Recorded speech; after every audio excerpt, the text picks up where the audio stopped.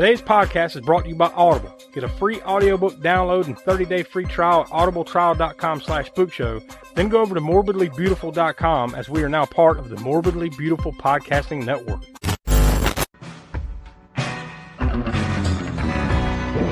alive! It's alive! It's alive! You'll float too! You'll float too! You'll too! Everybody here dies by dawn. Dead by dawn! Welcome to the Spookshow. Hello, and welcome back to the All-American Spookshow podcast. I'm Josh, and I'm joined here with Tiana and the Professor Smoke. And boy, Smoke, you really, we were joking back and forth. You really opened the forbidden door here, buddy. You kicked that fucker down, and you've opened up Japan. Yeah, because was this the first Asian cult film we've had outside of Grindhouse? Yeah, like Kung Fu stuff. Yeah, I'm pretty sure we have never done any Japanese, any type of that type of horror. I think this is it. I didn't really think about that when I chose this one. I just chose it because it was one that I've been wanting to get back around to watching it again because I've only seen it. I mean, this is probably the third time maybe I've seen it.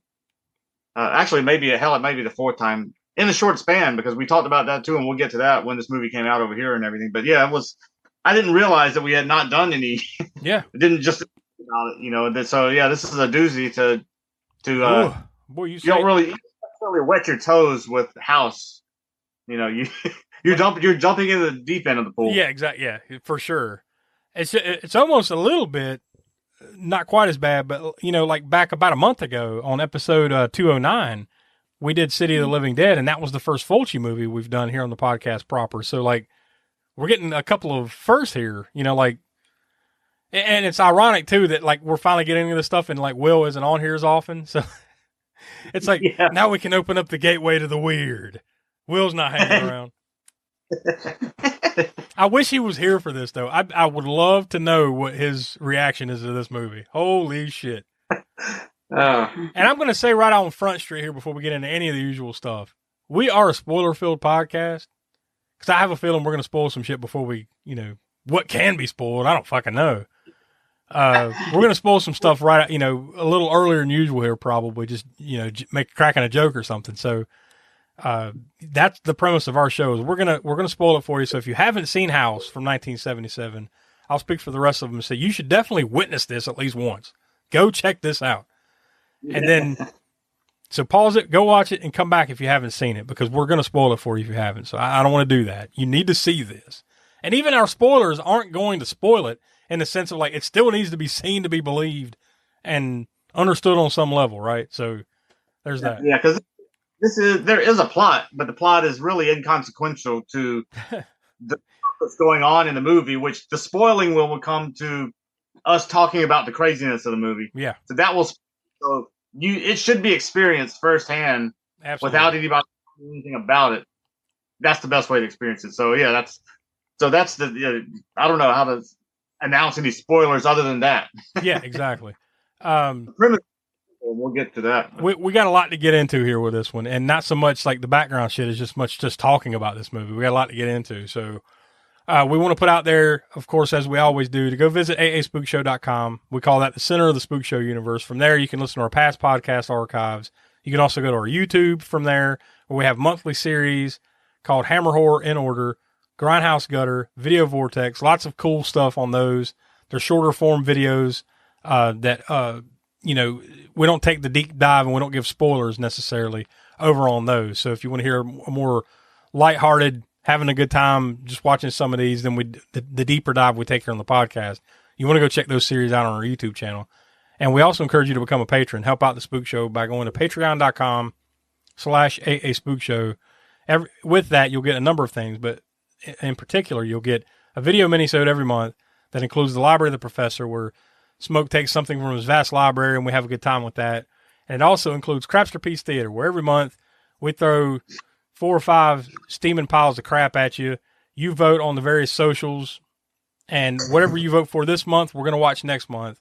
And you can only listen to that on patreon.com/AASpookshow, Crapster Piece Theater. So without any further build-up, I guess we'll toss to whatever trailer we can find. I'm not really sure what kind of trailer we can find for this.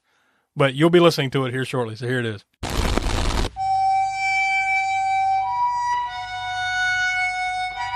House.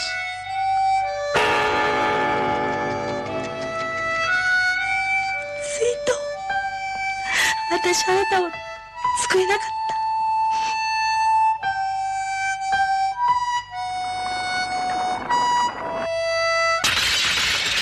I see in your eyes where tomorrow is hiding in my heart.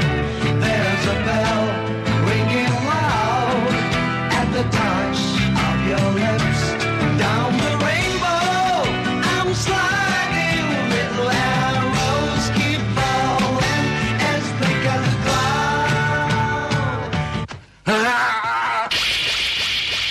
眩しくて怖いのよ、日の光が。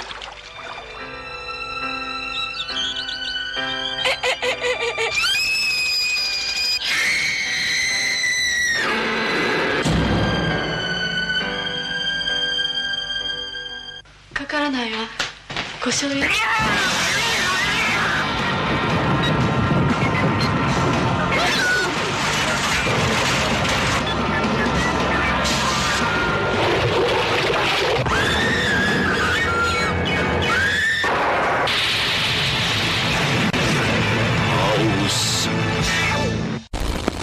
All right, so there's that. There's the trailer for House or Houseu. Boy, this is the first time I've ever seen this. Now, I've had it on like a queue. I've had it lined up to watch for a while, and for one reason or another, just never got around to it. So this is the first time for me. But Smoke, what about you? Yes, I think it's. Well, we talked about this offline, and I don't remember this movie ever being on VHS back in the day, and it's because, you know, as we're doing the research for it, it apparently was never released in North America officially. Yeah. On video back in the time period of the 80s and all that stuff in the 90s. But it probably, I guess, didn't come to home video proper until the Criterion release. Yeah, best I can tell, it was around 2000. Well, 2009, apparently they showed some, they had like a small theatrical run where I guess they got a hold of a print and showed it in some different places here in the U.S., but it wasn't until 2010, I believe, that it was finally released. Yeah, October of 2010 when it was released on the Criterion Collection DVD and Blu-ray. Yeah, and that's when I first saw it. And I've probably seen it, watching it for this show may have been the fourth time I've seen it, probably. Wow. In that time period. Maybe 3 or 4 times. What, Tiana, what about you? I'm sure some of those viewings of Smoke that he just mentioned, you had to be there for those, right? Yeah, I've seen it. A couple times, Right, at least 3 times. 3 times. Yeah. Boy, this is something else. There's certain aspects of this I'd love to see again, but then I'm kind of like, man, it was so batshit. I don't know how many times I don't know how many times I'd want to watch it, but I mean, we'll get into it. There's fun to be had, but man, it is, what the fuck? It does have replayability, even if, like, the first time I've seen a lot of crazy Japanese films and other movies and all that, so I didn't know about this one even though beforehand. Like, I didn't know it back in the day when I was doing tape trading. It may have been in those catalogs and I could have ordered and watched it back then. It's just totally outside my radar of even knowing what this movie was until probably the buzz around sometime before the that Criterion release, 2009 or so, I guess, maybe, of them talking about it. And then I read up on it and then realized I needed to see this movie. Then it finally got released by Criterion. So it I watched it then and it was batshit crazy, and it's nuts, and I enjoyed it. But then you watch it again, there's definitely replayability. So somewhere down the road you probably will revisit it, I would imagine. Yeah, I'm sure. And get out of it even. Yeah, I'm sure at some point, but like I definitely wouldn't say it's one that you would want to watch. Like, oh, I got to go watch this again right now, unless you were showing it to somebody, right? Like you've mentioned before, it's like one of those ones you want to inflict on people, kind of thing. Like, holy shit, you got to see this, But I wouldn't think it's something you would want to watch right away. But maybe a year from now, maybe. It was it was directed by Nobuhiko Obayashi, and actually written by Chio Katsura and Shigumi Obayashi, who was the director. Nobuhiko Obayashi, that was his young daughter, right, who was one of the credited writers on this. It stars Kamiko Ikegami, Miko Jinbo and Kamiko Oba. I'm surprised I can get through these as well as I am here. Otherwise, somebody in Japan's like, boy, this guy's just butchering the fuck out of these names, right? I don't know what our Japanese audience is, but they're highly offended right now, probably. I don't know any of these faces from anything else, to be honest with you. But, I mean, it was put out by Toho, right? So there's a chance that there's some crossover with some of like the Godzilla and that type of stuff, right? And maybe somewhere in there. Well, very well could be, because it was 1977 when this came out. Mm-hmm. Toho was still going strong there. They were still putting out Godzilla movies in that time period too. So yeah, it was produced by Toho Izo there in Japan, and it was released July 30th of 1977. On IMDb, this is not rated, but obviously this is rated R, right? I think it's pretty safe to say rated R, probably. Yeah, I guess it would. Well, if I don't know what Japanese ratings are as far as I have no idea. Their breakdown were released in the U.S. and when it did that circuit, it could hell. They probably didn't even bother sending it to the MPAA. They probably just put it out unrated or whatever when they played those screenings. But yeah, if you were gonna rate it, I would say it'd probably be rated R, because I mean it's not. We'll get to the gore score at the end or whatever, but I mean it's not overly gory. It's got its moments of it's like so cartoonish. Maybe a hard PG-13, at best, but it's on the fringe there, right? If it had come out in the 80s here or late 70s, it would have been rated R. Probably. But nowadays, it very well could have been. If they were going to submit it, probably. Well, no, I take that back, because it had nudity, probably a little bit more nudity than a PG-13 would get away with, maybe. And all the girls in this movie, I'm not sure of their actual ages, but they're all playing roughly 16 or so. Yeah, because they're maybe they're, I don't know, but either way, I'd say there's definitely a rated R edge to this at the least. If you were just rating it based on the violence and gore, you'd probably be able to get away with a PG-13 today because of the cartoonish aspect of it, and not so, it's not disturbing gore by any means. Yeah. It's even more fun and cartoonish than Evil Dead style gore, There's a little bit of that, and we'll get into it. I felt there too. Evil Dead, Sam Raimi. Well, it wouldn't be his influence; it'd be the other way around, right? Timeline wise. Yeah. Total runtime of 1 hour and 28 minutes. On IMDb, it's listed as a comedy/horror. So, no surprise there. The soundtrack is interesting. Yeah.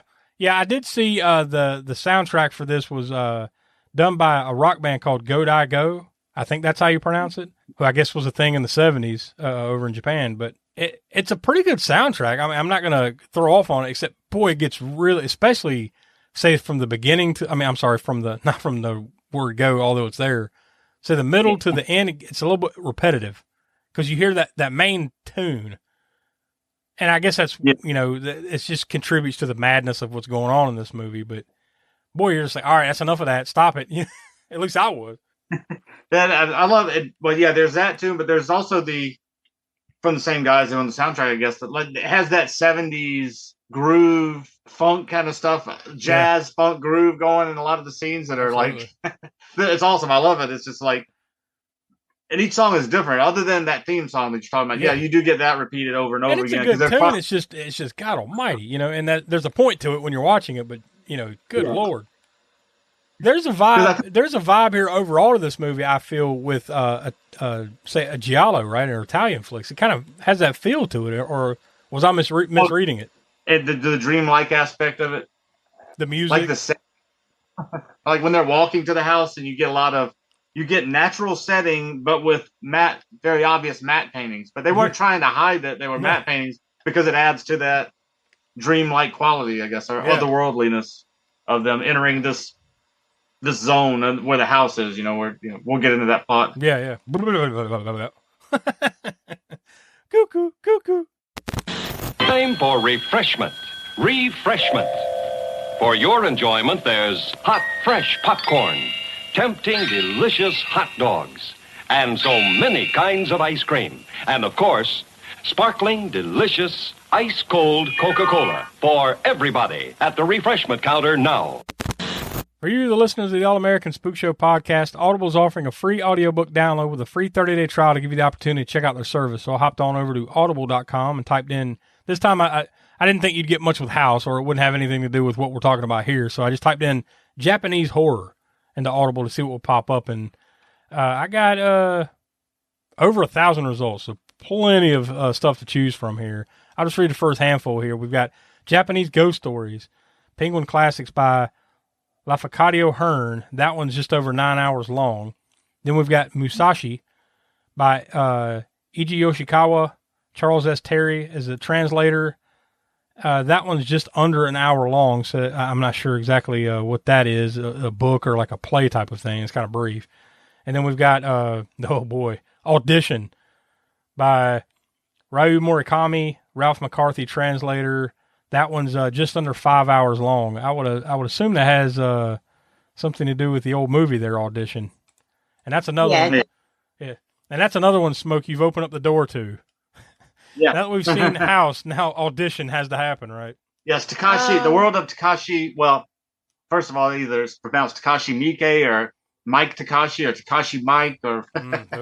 But yes, however you pronounce it, we'll get into him at some point. Oh, Audition is the one that got me into Asian horror. Yeah, well, I mean, I guess that will get you in or out with that one. I'll give you that. So, but if any of that floats your boat, and there's tons of stuff there on Audible, you can go over to audibletrial.com/spookshow. Again, that's audibletrial.com/spookshow for your free audio books. Now I'm going to go back over to imdb.com and click on plot summary. This ought to be interesting to see what they offer on plot summaries for this one. Okay, well, we got a few here. I guess which shouldn't be a surprise since, like, help us try to make sense of this. So a few people wrote some stuff up. We've got the brief one. A schoolgirl and 6 of her classmates travel to her aunt's country home, which turns out to be haunted. Then we've got a longer one here. This was contributed by Asian Movie Pulse. Oshari, gorgeous, is excited about spending summer vacation with her father until she finds out that his beautiful, freakishly serene girlfriend, Ryuko, would be going as well. Oshari decides she will be going to her aunt's house in the country instead. She brings with her her friends from school, Fanta, who likes to take pictures and daydreams a lot. I think they call her Fantasy, right? Mm-hmm. Kung Fu, which is literally Kung Fu in the movie, who has very good reflexes. Gary/Prof, the professor, right? I'm sure you appreciated that, Smoke. Who was a major, and this one too, who is a major nerd. Sweet, who likes to clean. Mac, who eats a lot. And Melody, a musician. And all these are very, an addendum there. They're all very literal. It's like, whatever their nicknames are, this is like the person they are, so it's just very literal here, right? Yep. However, the girls are unaware that the house is actually haunted. When they arrive at the house, crazy events take place, and the girls disappear one by one while slowly discovering the secret behind all the madness. Boy, I don't know if they ever really truly discover the secret behind the madness.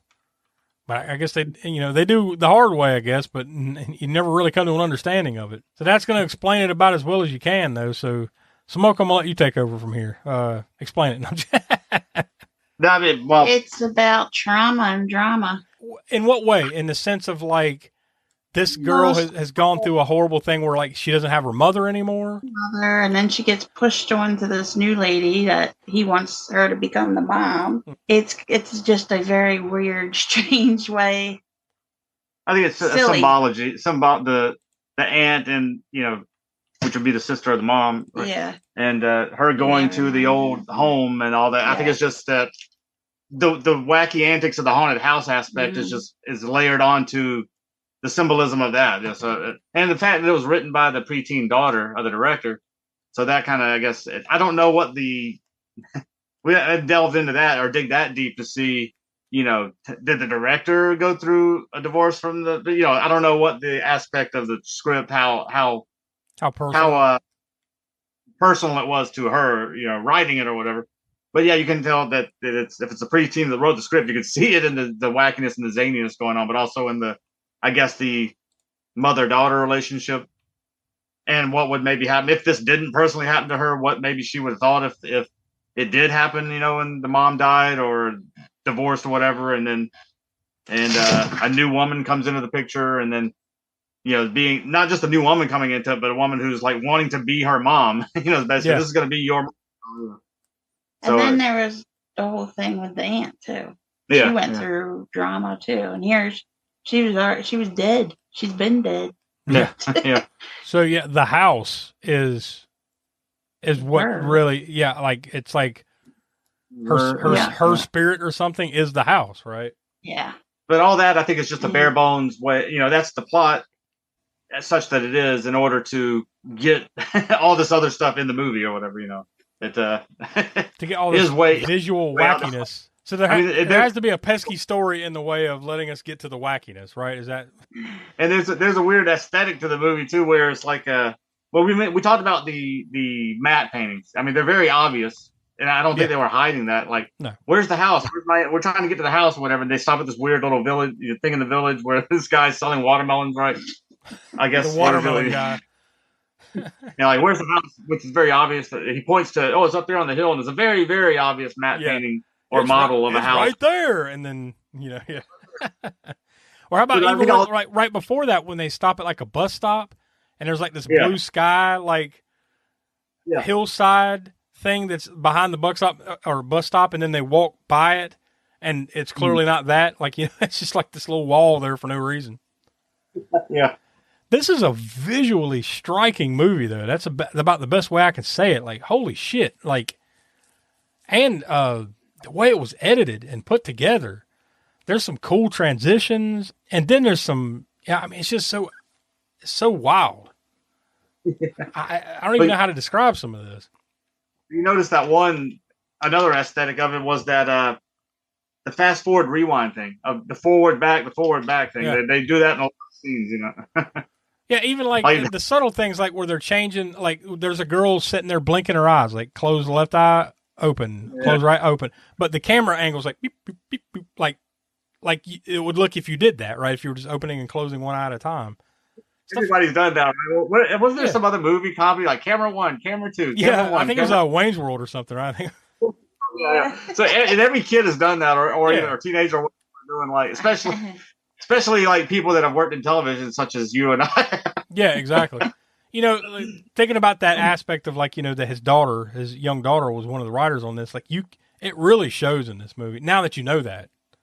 Yeah. It really shows in this movie with the sensibility of like these teenage girls, they kind of just want to be silly. And, it's almost like that weird spot that everybody's in their life when you're kind of going from being a kid to an adult or a teenager, right? So like, they kind of have that weird mentality of like, they still want to kind of act like kids, but then they want to kind of act like adults, so you got that weird kind of transitional phase in life going on. And then you mix together all the other wackiness of it, but you can really see it in the story and the way they put it together, and that makes it make a little bit more sense knowing that now, that we've done that homework. But boy, I tell you what, like even the animation and stuff in this, I mean, it's just so well done. Like, and I'm not saying it's like Disney level animation or something, but just the way it's all put together, it just incorporated into live action parts. Yeah, like when she's playing the piano, there's like an overhead of the piano keys that are like clearly animated and stuff, and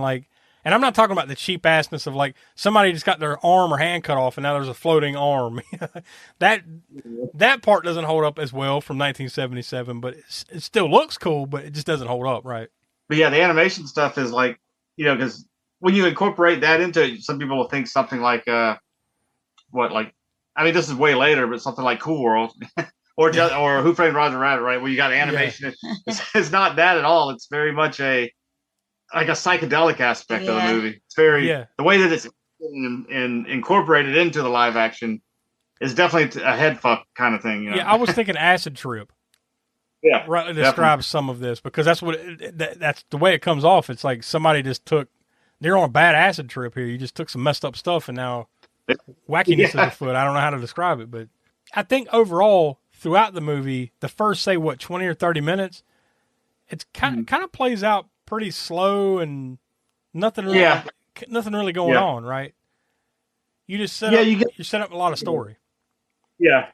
Yeah, I think they do that on purpose because once you get to the house. Yeah, and that's the name of the movie, right? House. So once they get to where they're going, that's where the fuckery starts. So all that stuff leading up to it's like, okay, well, we got to get a lot of exposition and story out of the way, so you know who these people are. Now let's get to it, because although there's still a little bit of there's a little bit of precursor of wackiness, like remember the one guy who's like falls down the stairs?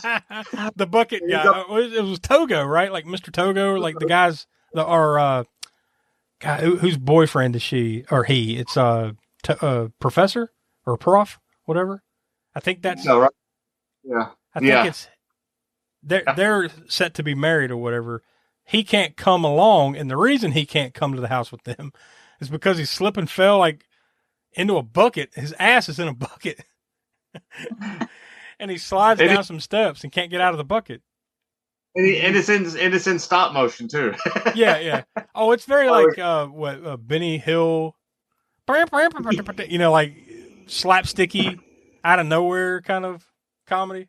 And then he's in that little village thing or whatever where he's talking about not being able to come or whatever it was because he's got this problem, and then the person's like banging on the bucket on his butt. The bucket's still stuck on his butt. Yeah, I gotta go to the hospital, and then there's like a little kid like playing the drums on his ass. Like, and then a little bit later on, when like you got chaos and what the fuck going on at this house, and then they keep cutting back to him making his way there, and he's back at that village like eating ramen, just like laughing it up with a dude in a monkey suit, and you're just like, what the fuck is going on here? And he's driving that badass 70s buggy. Oh yeah. That is awesome. That was one thing that was a little less satisfying though, the payoff on that guy. When he arrived, he finally arrives. Like, you think at least he'd come into the house and then die or something. Like the dude in The Shining, like, I finally made my way here. I'm going to save you. And then instantly, So you don't quite get that. What you get is him meeting up with that fat dude toward the beginning of the movie, the watermelon guy. And then the guy randomly turns into an animated skeleton. Yeah. Well, first he says something about not liking watermelons or something about bananas, right? Yeah. He says, no, it's bananas, whatever. And then it shows him in his dune buggy thing there with that, like I talked about, of the video or the film going forward and backward as he's saying banana. So it's like banana. and that's his goodbye. Like, almost. That's his goodbye, but then he's a corpse of bananas, right? Yeah. In the car. Yeah. It's just a pile of bananas in a human form or whatever. So I assume that the dude, the watermelon guy, is like, because he says something like all the girls have been eaten or something, right? So like, I guess that dude's in on the gag, or he's just part of the spell or whatever the fuck he is. Yeah. And then that dude, when Togo shows up, he just kind of gets wrapped up in it right there. He's done. So I guess that's as easy an out as you could get out of that. But it was still like, what the hell? It's just bananas. I think, I need to dig up. I did do a little review of this. Maybe I need to put it on a library, not the library, but the little reviews used to, put up on the thing or whatever. Oh, the retro reviews, yeah. Reviews, yeah. And I don't remember the exact wording, but there was something along the lines of Dario Argento meets the Scooby and the gang on a head full of acid or something like that. I think some sort of like combination of those things, I think is how I described it. That's basically still the best way you can describe this movie. Yeah, we already talked about I saw some review or some blurb somewhere in some of the research I was doing where they described it as an erotic thriller, which, okay. I see that. I see what you're saying there, but they said erotic thriller meets Monty Python. I was like, well, it's not horrible. I don't know about the erotic thriller part, but the Monty Python thing, that's definitely there. I love the skeleton, though. Yeah. The girl's just, I'm blanking on Melody. She's playing the piano, that same tune that we talked about that they're playing over and over again. And then like that camera shot where it just kind of rotates around her, and then all of a sudden you see that skeleton in the background like that dancing. Oh, that was pretty good. A lot of slapsticky comedy type stuff, just randomly too. Yeah, the girl's head out of the well. Biting other on the butt. Yeah, so like they stick a watermelon, like they don't have, she says she doesn't have a refrigerator that works, so they stick a watermelon down in a well to make it cold. So when she goes out there to pull the watermelon up, that girl Mac, her head just floats out of the well, and then didn't it bite her on the ass or something? Yeah. And it's like a discorporated head just floating around like woo, and then it just turns around and bites her on the ass, and then of course they come out and like, what's going on, and then they pull the thing, there's the watermelon, no head. But that's when you know something's up though, because then you cut to the aunt, because that's the premise, right? Okay, I guess we need to bare bones. This girl is wants to go visit. Her mom is dead. Her dad wants to remarry, like we explained earlier. So she decides, I guess, to reconnect with her mom in some way. She wants to go visit her aunt, who she hasn't seen in 10 years, who lives in this faraway mansion house. So when she goes there, she sees her aunt that's in a wheelchair and everything, so she's kind of weak and helpless, right? But as the movie goes along, you come to find out that the reason is there's been no young people around for this woman to eat. So I get right. So she's kind of become weakened and old looking, but now I kind of got a witch feel to it, right? Is that kind of what's going on? Like maybe she was a witch and now she's dead. Like they did explain, she's been dead for years. You know, it's now the house is taking over, but there's some witchcraft here, right? Yeah, I guess so. I guess so. Yeah. I mean, it's got to be something, some occult force that she's, tapped into, right, to beyond the grave. She only would eat unmarried women, though. yeah, that's the other thing. There's very particular appetite. There's got to be some, without digging hard into the background here, there's got to be some, like some Japanese folklore type stuff here, right? Like succubus type of witchcraft, something, right? Yeah. Definitely. Did you notice there was even an allusion to the long-haired, the long-haired ghost is a thing in Japanese culture. Yeah. And it's been, of course, most famously, probably more recent times would be Ring and Goku, not Goku. Grudge. Yeah, Ju-on. What do they call that? A water ghost or something like that, right? Yeah. But it was in here. It was long hair and in water. It was in the tub scene. Yeah. Yep. Just briefly. Yeah, I was wondering whether that would pop back up. And like you said, you only see it briefly in that one moment where the girl's in the tub, and then you see the hair kind of like come up over her shoulder, and then goes back down when she realizes or hears a noise or whatever. It's the old, nope. You never see it again. But boy, you see a little bit of everything else. The girl playing the piano, and then the piano. What does the piano take bites of her fingers? It just bit her fingers off. Yeah. The part that comes the cover of the key that covers the keys, right? Like a mouth on the piano. Now, I will say this isn't as cool as it sounds. You're thinking like gory horror movie, bit her fingers off, oh, fuck, and blood squirting. No, this is like a little bit more cartoony, right? It's like she holds her hands up and her finger, like some of her fingers are gone, like, ah! Yeah. The disembodied fingers are playing the keys on the piano. I love that. But other than the fact that it keeps playing that same damn song over and over again, I thought I was going crazy. But that was, it was kind of cheap-ass looking, but it was still kind of a cool effect, with the fingers are kind of still playing the music. But that piano just straight up ate her, right? Pretty much. Yeah. Because I think she puts her hand back down, then it bites her hand, like her whole hand off instead of her fingers, and then it just kind of grabs a hold of her and just kind of starts munching away at her, right? But it's in like a 70s animation type of way. Yeah. I mean, not that they were going for this, but I was talking about the little blurb review thing I did. Definitely get a little bit of that Hanna-Barbera 70s, late 60s, early 70s cartoon. Yeah. Not the least of which goes driving Speed Buggy. I mean, not really, but Speed Buggy himself. It's got that 70s funk jazz soundtrack that a lot of those cartoons had back then, and it's got the zaniness and the animation incorporated into it and all that. Now, there was no nudity or gore in Scooby-Doo outright or whatever. No. That's actually, but I mean, it's definitely got a vibe to me. Comes off as not that they would have been inspired by it. Probably not even seen Hanna-Barbera over there or whatever. I don't know, but yeah, some of that Hanna-Barbera. What was the one that made H.R. Puff and stuff? Sid and Marty Krofft. That's it. Yeah. Sid and Marty Krofft. It has kind of a little bit of that going on, a little bit, right? You can see it there. Yeah, it's got a lot of influences. You can tell it was probably just like. Maybe it's from the younger girl writing it. Maybe it was just like, the director Nobuhiko Obayashi just kind of leaning into the absurdity, the craziness, the overtopness of it.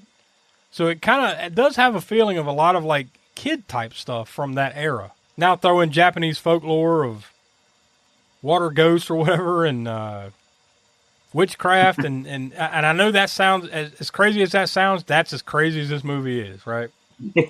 Yeah, definitely. Once it gets to the house, and like I said, there's a little bit of zaniness or whatever for getting you into the spirit of this thing.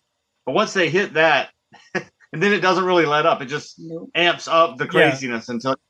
Yeah, once you get past that first 20, 30 minutes or whatever of setting shit up and they're in that house, it's pedal to the metal for like the next 45 minutes to an hour till the end. Very little slow moments for sure. So, I mean, if you just want nutty, cuckoo, insanity for a solid 45 to an hour, boy, you're getting it in spades in this one, I think. Yeah. But yeah, I mean, you know, this is one we could go on and on about, but honestly, that's probably about a good place to pin it. I really, I really wish Will and or Donnie, both of them really, were here to give their 2 cents. I'd love to hear what they have to say about this.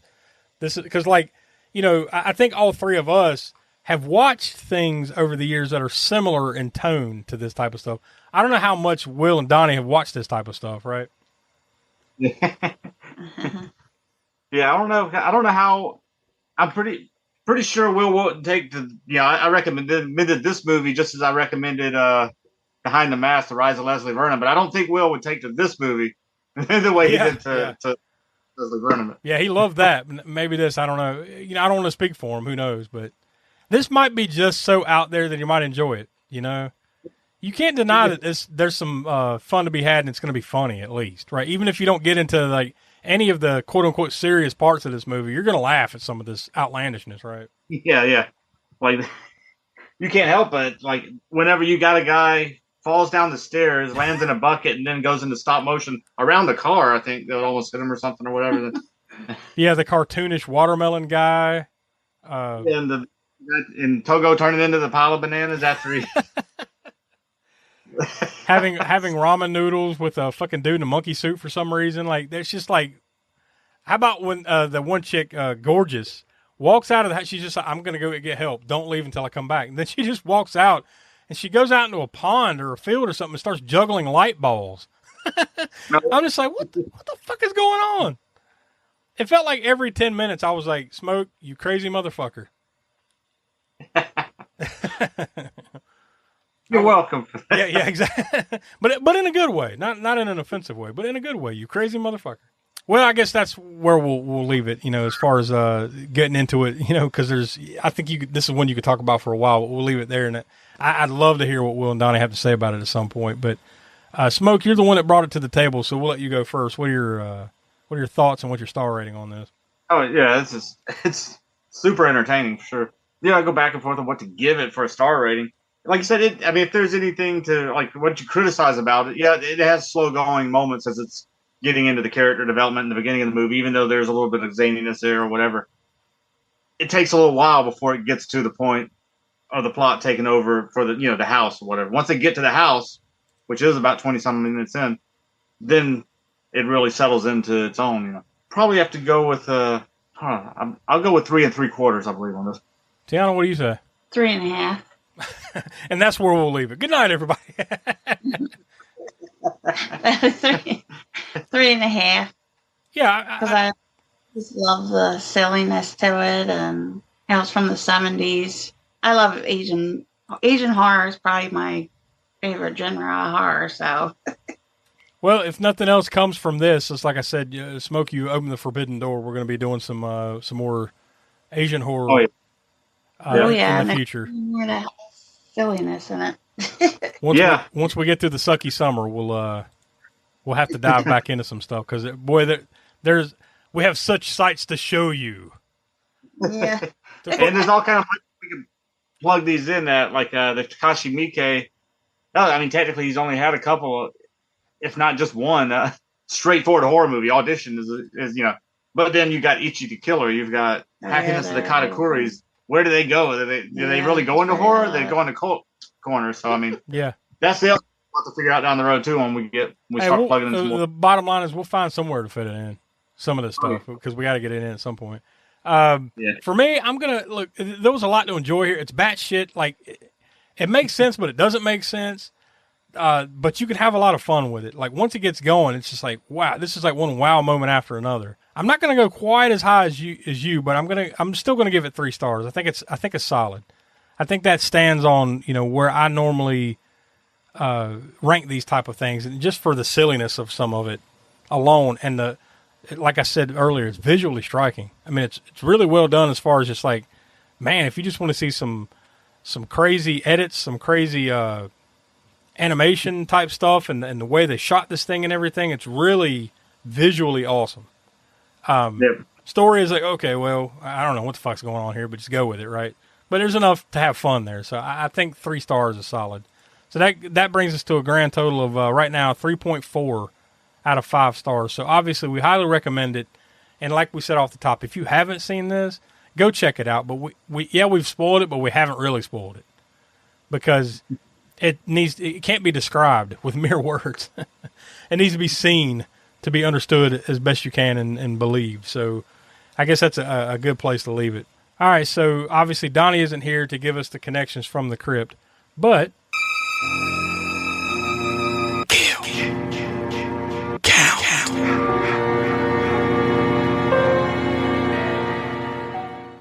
all right, Tiana, give us those wonderful kill count numbers here. It was 11 on this one. You know, I was thinking of like what the number could be here because I was thinking like it can't be that much, but that's probably about right, I guess. Pretty much almost every character that was on here. Yeah, because we didn't really, because it's hard to explain how this movie ends, but it ends with basically just everybody just dying, right? Yeah. Like even the main girl just kind of accepts her fate, so to speak. Like she just kind of like, well, fuck it. My auntie is taking over, and she just kind of, because I think she kind of ends by just literally like, well, she possessed her. Yeah, but she's like laying on her chest, right, and kind of like cradling her. Well, at the the very end, new mom.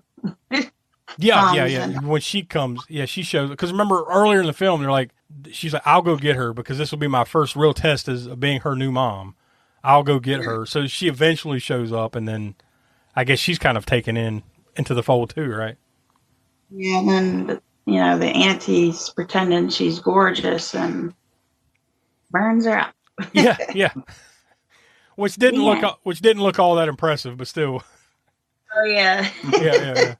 But still, you get the point, right? She burns up. So yeah, that was the way it ended. But as wacky as this movie could be, it had to end in a weird, like, what the? Okay, there we go, kind of way. So, dying in a weird way. I think the weirdest was probably the bananas. yeah. Instead of, well, that's a nice lead into. Let's talk about the kill reel. Highlight kill. So with the highlight kill here, I think that's a nice segue because like instead of highlight kill, it should be like, what the weird kill. That would be it. That would be it. Yeah. Honestly, I mean, like the one that I'll probably remember the most from this though will be Melody getting eaten by the piano. Like, just for me, if I had one that's like, you know what, I'm going to remember this like 5 years from now when you mention House. Her getting eaten by a piano is like, okay, well that's the one. And there was some good ones here, but unfortunately, some of them kind of happen off camera, right? Like Mac, you just see her head, right? So you didn't see what happened to her. I guess you do, right? You put two and two together that the aunt ate her because there's various body parts and stuff, but you don't see it happen, right?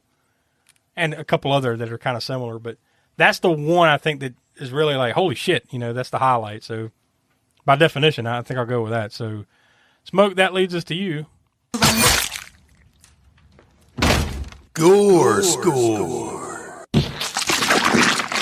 Yeah, this, I think we've talked about it a little bit in the beginning. It's not really a super gory movie. I mean, there's plenty of kills that happen. And, but, outright gore and blood, there's some blood for sure. There's dismembered body parts, but you're not getting them hacked off and like blood spraying everywhere. It's just usually the piano with the fingers. It's more slapstick than it is gore, So, to be fair with the gore score though, I guess a 6. Because I mean, it's there. There's plenty of violence in here, but it's all of cartoonish variety, just the way that the style of the movie is, Yeah.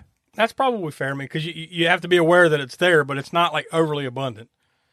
Just notice the blood was wasn't it when she was in the kimono and everything, and the paint, the traditional bridal bridal wear, gown, right? Yeah, the wedding gown, yeah.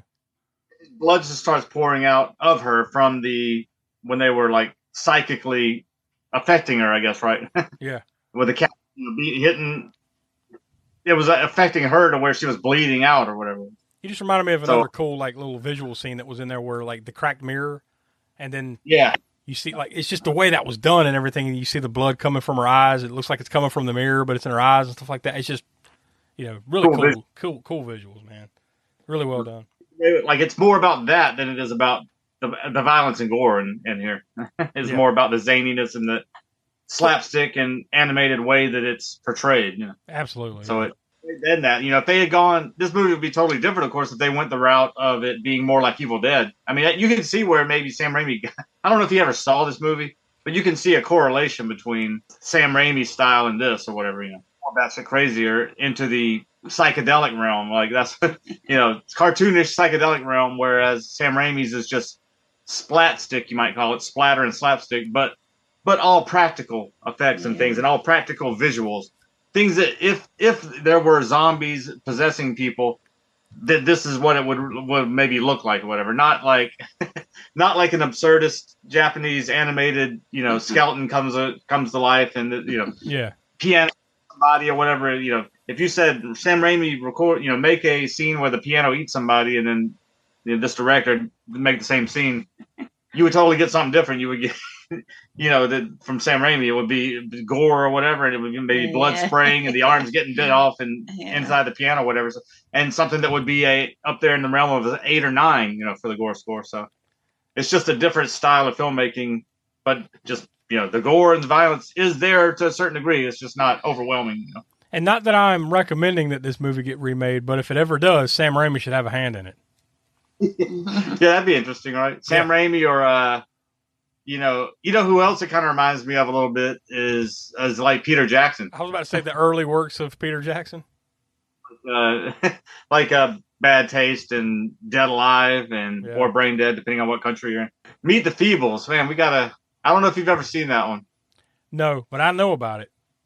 But I've never. I've seen bits and pieces, but I've never from beginning to end sat down and watched it. Talk about absurd and playing off of. That one's playing off of Muppets, puppets, and all that. So I may have to choose that at some point down the road, but I don't even know where that would fit either because it's not horror. Yeah, might have to go in the cold corner if I can get the wheel to land on. It'd be great. But. Yeah. Well, that's enough. Next week, and we've been talking about it for the last couple of weeks now, but we start the big summer event. It's going to be starting on Memorial Day, so next Monday at 6 p.m. East, wherever you get your podcast.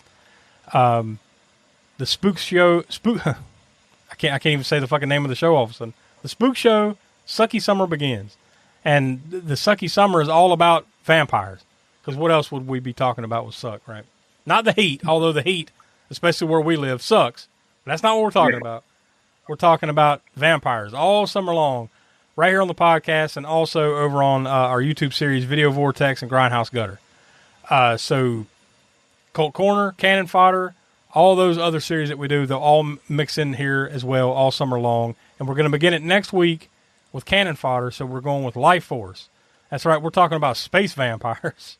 That's how we're going to start it off. So I thought that would be a nice little funny way to kick things off. And I was about to say it'll be the first Toby Hooper, but we have done Texas Chainsaw Massacre, right? So we'll talk about two different extremes, right? Texas Chainsaw to Life Force. Yeah, and Cannon. I mean, who would have thought Toby Hooper would be doing a Cannon film? Mm-hmm. So we'll get into that next week. So hopefully Will and or Donnie will be here for that. But if not, we'll power through like we normally do. So for those guys who couldn't be here, Tiana, Professor Smoke, I'm Josh. We are the All American Spook Show, and we'll talk to you next week with the beginning of the Spook Show's Sucky Summer. As you leave the theater, folks, please be careful. Don't let this happen to your car. Be sure to remove the speaker before you leave. If you should accidentally pull a speaker loose, please turn it in at our snack bar or box office. Thank you.